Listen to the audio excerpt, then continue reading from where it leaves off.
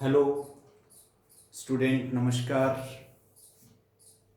आज हम एक नया सेल ऑर्गेनेल पढ़ने वाले हैं, राइबोसोम, जिसे कि हम आरएनपी भी कहते हैं, राइबो न्यूक्लियो पार्टिकल, अर्थात राइबोसोमल आरएनए और प्रोटीन से मिलकर बना हुआ एक सेल ऑर्गेनेल, एक कण, जो कि आज हम स्टडी करने वाले हैं। तो चलिए स्टार्ट करते हैं। सबसे पहले हम बात करते हैं कि राइबोसोम को ऑब्जर्व किसने किया, सबसे पहले सीन किसने किया। तो इसकी बात करें तो मैंने यहाँ लिखा है, क्लाउडे नाम के साइंटिस्ट थे, उन्होंने सबसे पहले राइबोसोम का प्रेक्षण किया या देखा। प्रेक्षण करने वाले साइंटिस्ट का नाम क्या था भाई? क्लाउडे था। और उसके बाद में जो राइबोसोम हैं उनको जंतु कोशिका में ढूंढा, किसने? पैलेडे नाम के साइंटिस्ट ने। और इन्होंने ही इसे, जो राइबोसोमल आरएनए और प्रोटीन से मिलकर बना हुआ ये मटेरियल है, इसको राइबोसोम नाम दिया पैलेडे साहब ने। तो जो शब्द है वो दिया किसने? पैलेडे ने। और इन्होंने किस कोशिका में देखा था? जंतु कोशिका में देखा था। अगर मैं बात करूं पादप कोशिका की, तो पादप कोशिका में 1953 में रॉबिन्सन एंड ब्राउन साहब ने जो बीन प्लांट होता है उसके रूट में इसको आइडेंटिफाई किया था। तो प्लांट सेल में अगर हम इसकी डिस्कवरी की बात करें तो रॉबिन्सन एंड ब्राउन साहब को याद करना पड़ेगा, जिन्होंने पी प्लांट या बीन प्लांट जो होता है उसकी रूट में आइडेंटिफाई किया था। और इन एनिमल सेल में पैलेडे साहब ने किया था। और साथ में अगर नाम की बात करें, टर्म की बात करें, तो ये किसने दिया था? पैलेडे साइंटिस्ट ने दिया था। और इसीलिए इसे हम पैलेडे पार्टिकल कहते हैं। अब हम आगे चलते हैं, इसको और क्या क्या हम कह सकते हैं। तो राइबोसोम जो है इसको हम यूनिवर्सल सेल ऑर्गेनेल कह सकते हैं। सार्वभौमिक कोशिकांग अगर कोई है तो वो राइबोसोम है, क्योंकि ये यूकैरियोटिक सेल्स में भी मिलता है और प्रोकैरियोटिक सेल्स में भी मिलता है। तो इसका एक स्पेशल नाम है यूनिवर्सल सेल ऑर्गेनेल, अर्थात सार्वत्रिक कोशिकांग। इसके साथ में अगर हम और बात करें तो इसको हम प्रोटीन फैक्ट्री कहते हैं, इसको कोशिका का इंजन कहते हैं। जिस तरह से इंजन को स्टार्ट करने के लिए फ्यूल चाहिए, वैसे ही किसी भी सेल को स्टार्ट करने के लिए प्रोटीन चाहिए। तो कोशिका का इंजन कौन हुआ? कोशिका का इंजन हुआ आपका राइबोसोम। इसके अलावा हम इसे मेम्ब्रेनलेस सेल ऑर्गेनेल भी कहते हैं। और सबसे बड़ी बात जो है, हमारी एक कोशिका में जितने तरह के कोशिकांग मिलते हैं, सबसे छोटा कोशिकांग अगर है तो वो कौन है? राइबोसोम है। तो यहाँ देखिए, हमने देखा है, लिखा है universal cell organelle, protein factory है, इंजन ऑफ सेल है, पैलेडे पार्टिकल, क्योंकि पैलेडे साहब ने इसको टर्म दिया था और एनिमल सेल में इसको स्टडी किया था। मेम्ब्रेनलेस सेल ऑर्गेनेल, अर्थात ये एक ऐसा कोशिकांग है जिसके चारों ओर कोई झिल्ली नहीं होती, इसलिए मैं ये कह सकता हूं कि ये नग्न कोशिकांग है, ये विदाउट मेम्ब्रेन कोशिकांग है। और एक सेल में सबसे छोटा कोशिकांग है, सबसे छोटा कोशिकांग अगर कोई है तो उसे ही हम क्या कहते हैं? उसी का नाम हम जानते हैं, उसी का नाम है राइबोसोम। अब हम देखते हैं, इसको टॉपिक वाइज स्टार्ट करें कि अक्रेंस, इसकी प्राप्ति स्थान कहाँ है। तो हम पहले ही जानते हैं कि जब यूनिवर्सल कह रहे हैं इसको, तो ये प्रोकैरियोट्स में भी मिलेगा और यूकैरियोट्स में भी मिलेगा। लेकिन एक अपवाद है, जो मैच्योर आरबीसी होती है वहां राइबोसोम नहीं मिलता। तो एक अपवाद को छोड़ करके ये ऑल लिविंग बींग्स में मिलता है। अब हम देखते हैं इसका नंबर कितना होता है। तो प्रोकैरियोट्स और यूकैरियोट्स में इसका नंबर अलग अलग होगा। और यह भी डिपेंड करेगा कि सेल जो है उसकी कितनी एसेंसिबिलिटी प्रोटीन के प्रति है। अगर प्रोटीन ज्यादा है, जरूरत है किसी सेल को, तो ऐसी सेल में प्रोटीन फॉर्मेशन के लिए राइबोसोम का जो नंबर है वो ज्यादा होगा। लेकिन एक ऐसी सेल जिसको कि प्रोटीन की ज्यादा आवश्यकता नहीं है, प्रोटीन फॉर्मेशन कम हो रहा है, तो उस सेल में राइबोसोम का नंबर कम होगा। अगर प्रोकैरियोट्स में हम बात करें तो हम एक ई कोलाई जो एक बैक्टीरिया है उसमें देखें, इसका नंबर तो 30,000 होता है। कितना होता है भाई? 30,000 तक इसकी संख्या होती है। लेकिन एक यूकैरियोटिक सेल की बात करें तो उसमें इसका नंबर 10 मिलियन से स्टार्ट होता है, या हम कहें कि लगभग 1 करोड़ से लेकर के 10 करोड़ तक ये जो नंबर है राइबोसोम का एक यूकेरियोटिक सेल में मिल सकता है। तो आप इसके नंबर को वेरी कर सकते हैं depending on the function of cell which is responsible for protein synthesis. अगर वो प्रोटीन सिंथेटिक सेल है तो उसमें नंबर ज्यादा होगा अदर सेल की तुलना में। और अब हम देखते हैं इसकी शेप कैसी है। तो शेप मैंने लिखी है, ग्लोबुलर होती है, गोलाकार होती है, और ज्यादा इसमें इरेगुलरिटी नहीं मिलती। जिस तरह से आपने पॉलीमॉर्फिक सेल ऑर्गेनेल पिछले वीडियोस में देखे हैं वैसा यहां नहीं है। अगर मैं इसकी साइज की बात करूं, साइज का मतलब आप जानते हो आमाप, साइज का मतलब होता है आमाप, और शेप का मतलब आकार। तो आकार आपको पता चल गया। अब हम बात करते हैं आमाप की। आमाप जो है 150 एंगस्ट्रोम टू 250 एंगस्ट्रोम तक, या नैनोमीटर में हम बात करें तो अप्रोक्सीमेट 2.5 नैनोमीटर होता है। और यहां से ये कहां तक हो सकता है, मैक्सिमम 2.8 नैनोमीटर तक हो सकता है इसकी साइज।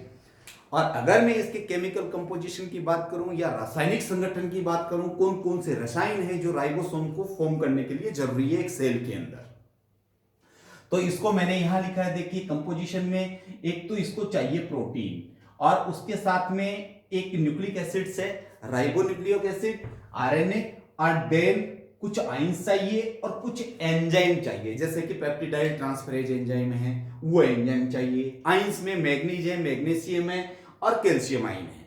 लेकिन यहां मैग्नीशियम आयन बहुत बड़ा रोल जो है राइबोसोम की यूनिट्स को आइसोलेट करने में और उनको ज्वाइंट करने में बहुत बड़ा रोल अदा करता है। तो इसके केमिकल कंपोजिशन में हमने देखा protein, then RNA, then ions, and then enzyme peptidyl transferase. अब हम आ जाते हैं सीधे टाइप्स ऑफ राइबोसोम पे, जो कि इस लेशन का आधार स्तंभ है या इस टॉपिक का आधार स्तंभ है। देखिए हम अगर टाइप्स की बात करें तो टाइप्स का बेस क्या होगा, तो एक तो बेस होगा कि वो कहां किस एनिमल में मिल रहे हैं, प्रोकैरियोटिक सेल में मिल रहे हैं या यूकैरियोटिक सेल्स में मिल रहे हैं। देन उसकी स्ट्रक्चर, और स्ट्रक्चर में जो इसको बनाने वाली सब यूनिट्स हैं उन यूनिट्स का जो सेडिमेंटेशन कोफिशिएंट है वो क्या है। और सेडिमेंटेशन कोफिशिएंट जो है उसको हम ऐसे लिखते हैं। तो एश क्या है, एक श्वेडबर्ग इकाई है, श्वेडबर्ग इकाई। और श्वेडबर्ग इकाई के आधार पर हम राइबोसोम को अलग अलग करते हैं, या हम कहें कि उनको टाइप में डिवाइड करते हैं। अब ये श्वेडबर्ग इकाई कहते किसे हैं, तो श्वेड सेडिमेंटेशन कोफिशिएंट से ये टर्म निकला है।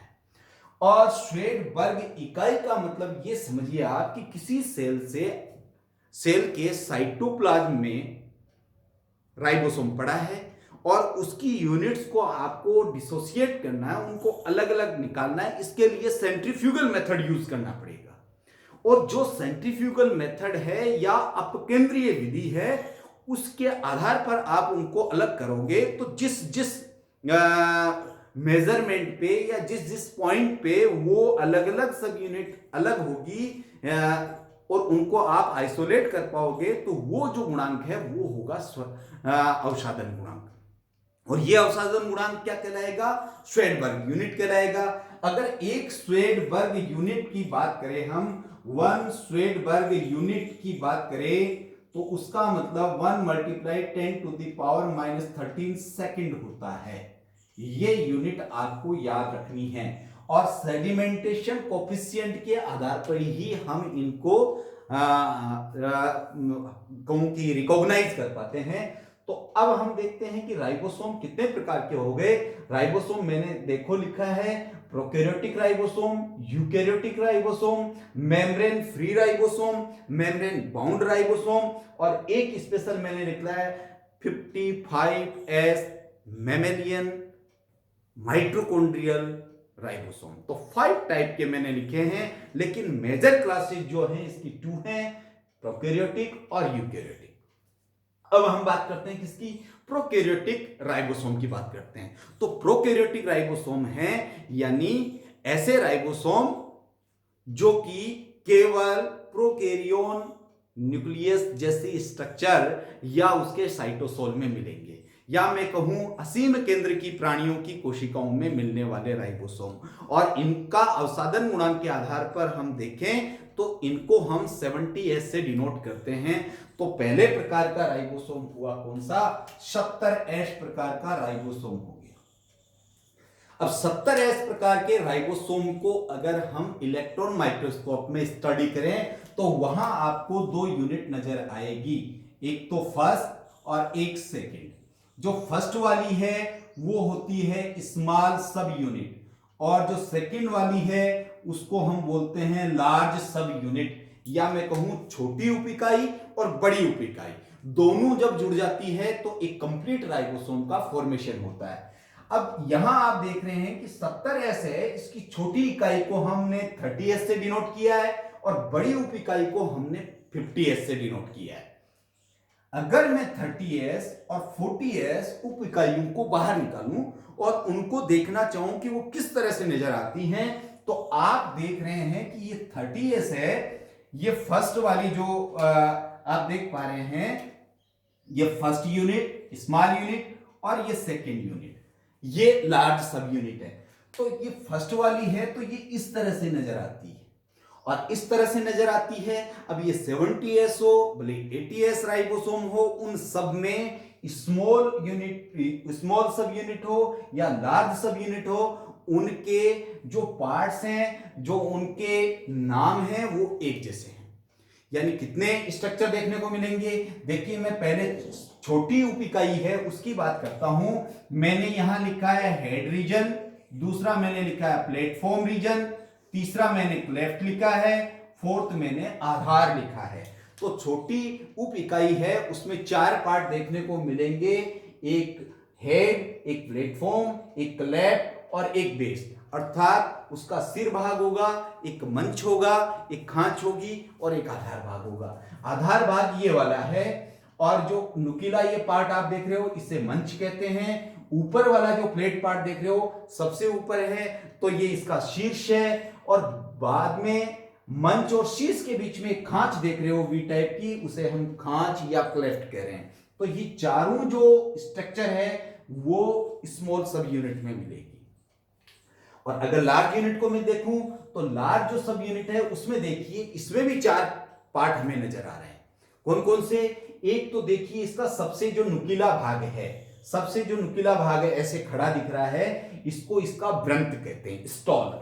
और देन उसके बराबर में एक कर्व लिया हुआ पार्ट है, उसको प्रोट्यूबरेंस कहते हैं, सेंट्रल प्रोट्यूबरेंस यानी केंद्रीय अभिवृद्धि। यानी ये पार्ट थोड़ा सा ऊपर निकला है, इस तरह से थोड़ा ऊपर निकला है, ये देख रहे हो। और इसके पास में जो इसका सबसे बड़ा रिज है वो उभार है, और उभार और अभिवृद्धि के बीच में एक वी आकार की स्ट्रक्चर देख रहे हो जिसे हम कहते हैं उसकी घाटी या फैली।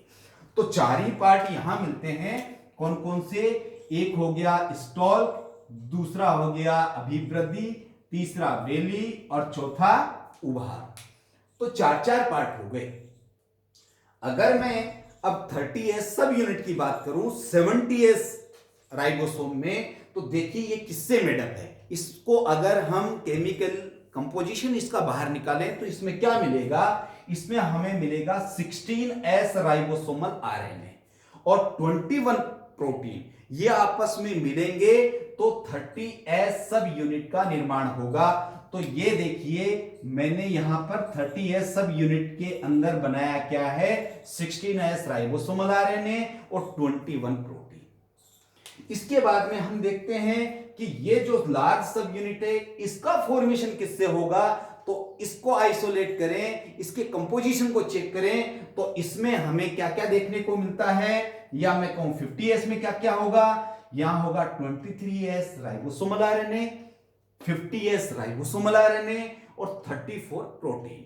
तो टोटल हम ये कह सकते हैं कि ये जब 50S सब यूनिट जो है लार्ज वाली है, 30S स्मॉल वाली है, इन दोनों को मिलकर मिला दें और ये मिलेगा किसकी उपस्थिति में? मैग्नीशियम जो आयंस हैं उनकी उपस्थिति में, लेकिन इनकी कंसंट्रेशन जरूरी है और ये कंसंट्रेशन होगी 0.001 मोल। अगर ये सांद्रता है तो ये दोनों सब यूनिट आपस में जुड़ जाएगी, यानी 30s और 50s दोनों आपस में जुड़ जाएगी और जुड़ करके कितना बना देगी, ये 70s एक कंप्लीट राइबोसोम का फॉर्मेशन कर देगी। और ये किस तरह से दिखेगा, ये इस तरह से दिखेगा। ये 70s राइबोसोम बन गया है, ये वाला, या 30s या 50s।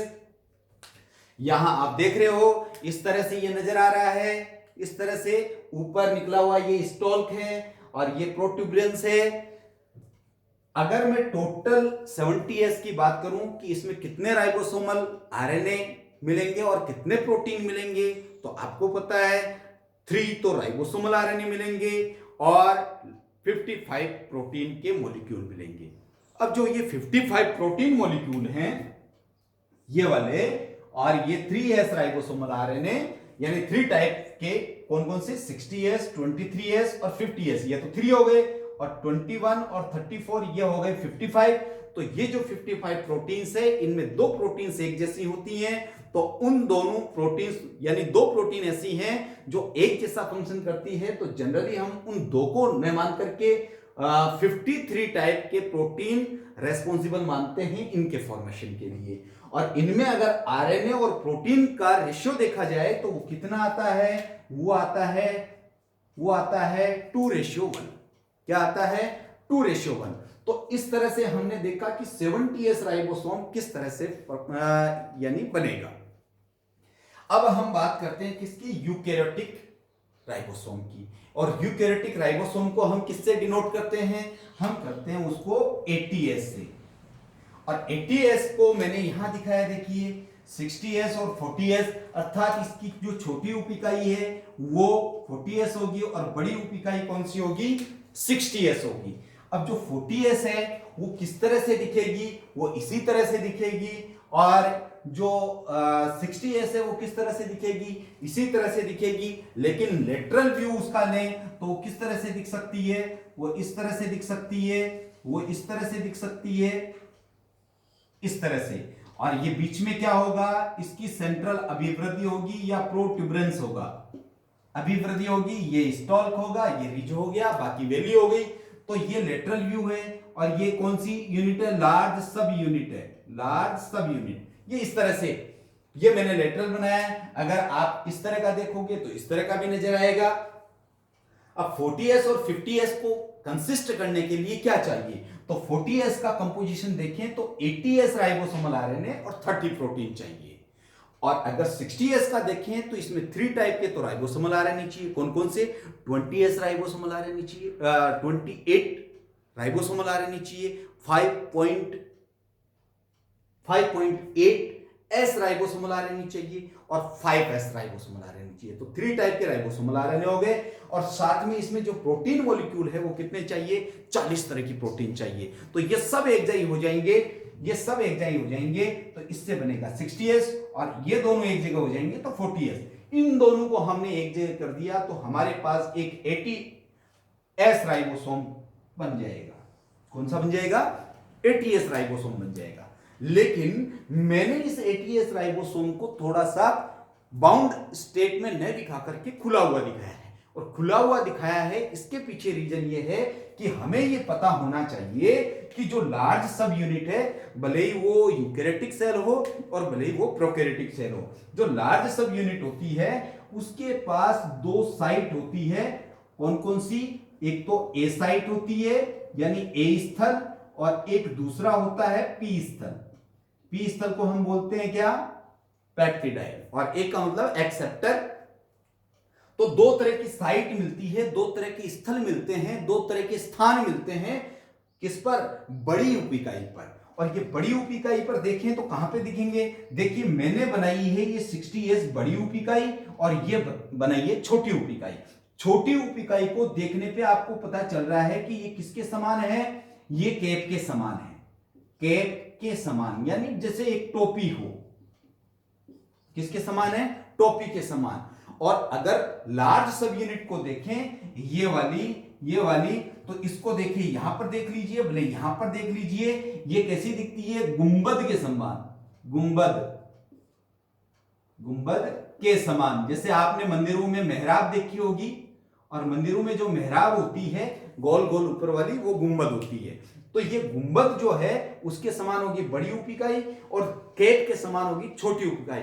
तो केप आकर के गुंबद के ऊपर जुड़ जाएगी, तो इस तरह से ये फिट हो जाएगी। इसी वजह से इनका जो टोटल आपको देख पा रहे हो 40 और 60, तो आप सोचो कि 100 होता है, तो फिर 80s क्यों करें, ये ओवरलैपिंग अंदर घुस जाती है। तो हम ये कह सकते हैं कि स्वेडबर्ग यूनिट के आधार पर इनका मेजरमेंट हमने किया है, न कि कोई गणित के मेथड से इनको ऐड किया है।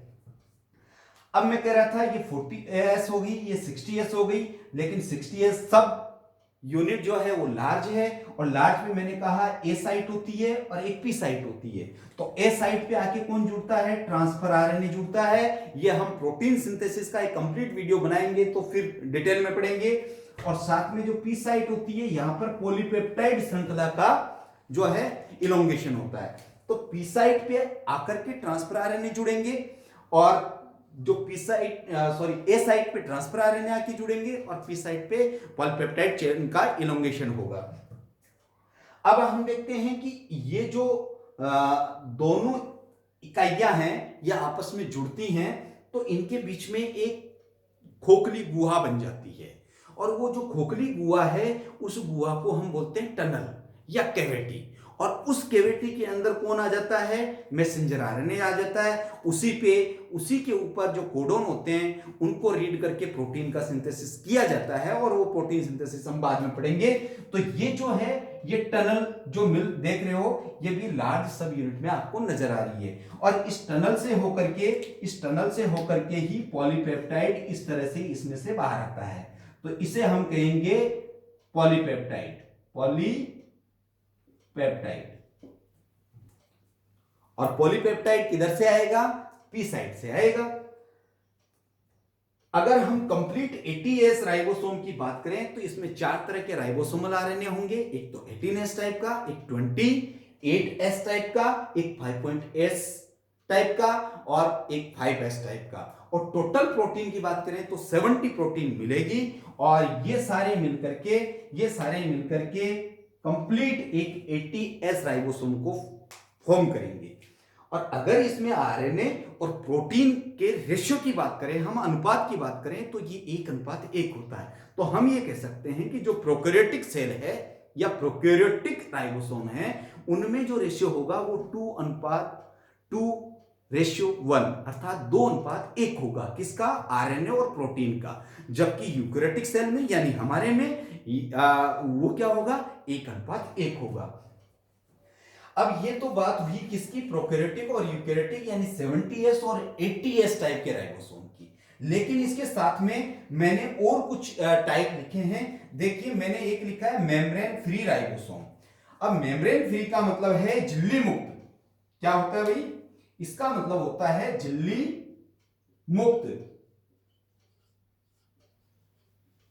मुक्त राइबोसोम। और एक मैंने लिखा है झिल्ली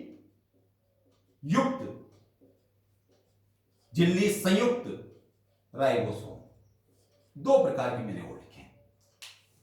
झिल्ली मुक्त राइबोसोम की बात करें तो हम ये कह सकते हैं कि किसी भी सेल ऑर्गेनेल के साथ में ये जुड़े हुए नहीं रहते। न एंडोप्लाज्मिक रेटिकुलम पे जुड़े रहेंगे, न ये जो है आपके न्यूक्लियर मेम्ब्रेन पे जुड़े रहेंगे।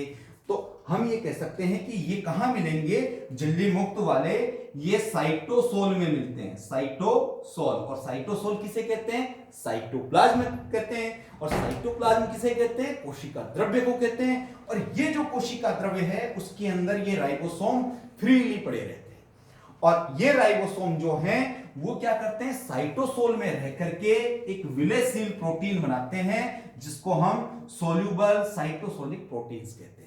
और ये सोल्यूबल साइटोसोलिक प्रोटीन्स हैं, ये कहां बनेगी, तो आपको पता है 70S टाइप के जो राइबोसोम है जनरली वो एक काम करते हैं। तो अगर मेम्ब्रेन फ्री वालों की बात करूं मैं, तो एक तो माइटोकॉन्ड्रियल जो प्रोटीन्स बनती है, या क्लोरोप्लास्ट में जो प्रोटीन्स बनती है, या प्रोक्सिसोम्स में जो प्रोटीन्स बनती है, ये सारी की सारी प्रोटीन्स जो हैं फ्री मेम्ब्रेन राइबोसोम से ही बनती है।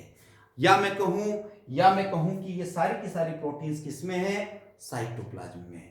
या फिर मैं साथ में ये भी कह सकता हूं कि जो मेम्ब्रेन फ्री राइबोसोम है उनके द्वारा बनने वाली जो प्रोटीन है वो कोशिका के अंदर ही काम में आ जाती है, कोशिका के अंदर ही काम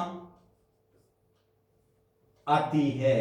अर्थात जिस सेल के अंदर ये प्रोटीन बन रही है उसी सेल में काम में आ जाएगी, इसको कार्गो या ट्रांसपोर्ट करने की कोई जरूरत नहीं है। दूसरी तरफ हम देखते हैं कि मैंने लिखा है मेम्ब्रेन बाउंड राइबोसोम। ये मेम्ब्रेन बाउंड राइबोसोम्स क्या हैं?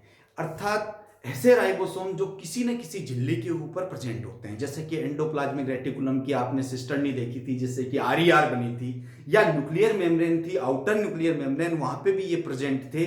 तो हम ये कह सकते हैं जो झिल्लियों के ऊपर जुड़े हुए राइबोसोम हैं वो कैसे राइबोसोम होंगे, वो मेम्ब्रेन बाउंड होंगे।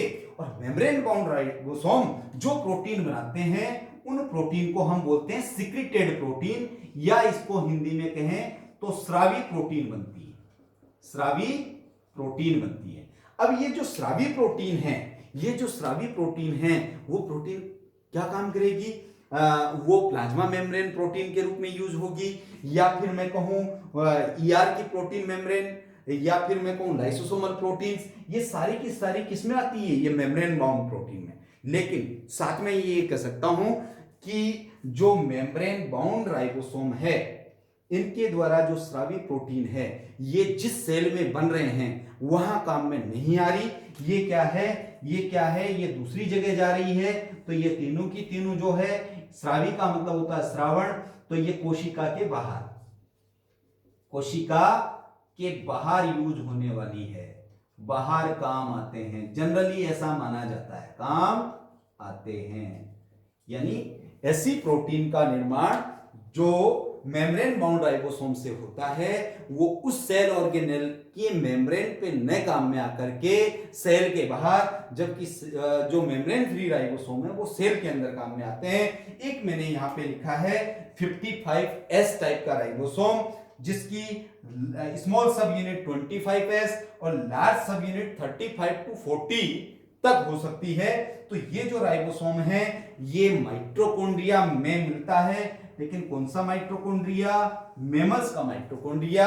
यानी कि मैं कहूं जितने जो स्तनी हैं उन स्तनियों के माइटोकॉन्ड्रिया में जो राइबोसोम मिलता है उसका अवसादन गुणांक 55S होता है, जिसके कि छोटी सब यूनिट जो है वो 25S होती है और बड़ी सब यूनिट जो है वो 35S होती है। तो ये एक पांचवें प्रकार का है। लेकिन यहां पर एक हमें समझने की बात है कि देखिए प्रोकैरियोटिक जो 70S प्रकार के राइबोसोम हैं वो किस तरह के राइबोसोम होंगे? तो जितने 70S प्रकार के राइबोसोम होते हैं जनरली ऐसा माना जाता है कि इन्हें हम मेम्ब्रेन फ्री कहते हैं, मेम्ब्रेन फ्री राइबोसोम कहते हैं। All ribosomes are found in prokaryotes, mitochondria and chloroplast are called membrane free ribosome. अर्थात इनसे जो प्रोटीन बनेगी वो सोल्यूबल प्रोटीन होगी और वो उसी सेल के अंदर काम में आएगी। जबकि यूकैरियोटिक जो सेल है इसमें जो राइबोसोम होंगे वो राइबोसोम फ्री भी होंगे और वो राइबोसोम इसमें बाउंड भी मिलेंगे। दोनों प्रकार के राइबोसोम यहां पर मिलने वाले हैं। कहां पर? यूकैरियोटिक सेल में। तो 80S टाइप के राइबोसोम्स जो हैं वो फ्री भी हैं और बाउंड भी हैं। और फ्री आपको पता है साइटोसोल में मिलेंगे और बाउंड कहां मिलेंगे? ये एंडोप्लाज्मिक रेटिकुलम की सरफेस में मिलेंगे या न्यूक्लियर मेम्ब्रेन के ऊपर मिलेंगे। तो इस तरह से हमने देखा कि जो 70S और 80S है इनमें भी मेम्ब्रेन फ्री और मेम्ब्रेन बाउंड के आधार पर हम डिफरेंस कर सकते हैं। तो एक जनरल ओवरव्यू ऑन राइबोसोम आज हमने देखा और इसमें हमने देखा कि किस तरह से राइबोसोम्स की यूनिट्स होती हैं और क्या क्या उनके पार्ट्स होते हैं, कौन कौन सी स्वेडबर्ग यूनिट आपस में मिलेगी और वो बनेगा कंप्लीट राइबोसोम। तो आई थिंक आपको ये समझ आया होगा और प्लीज आपको अच्छा लगे तो इसको लाइक कीजिए, शेयर कीजिए, सब्सक्राइब कीजिए। Thank you.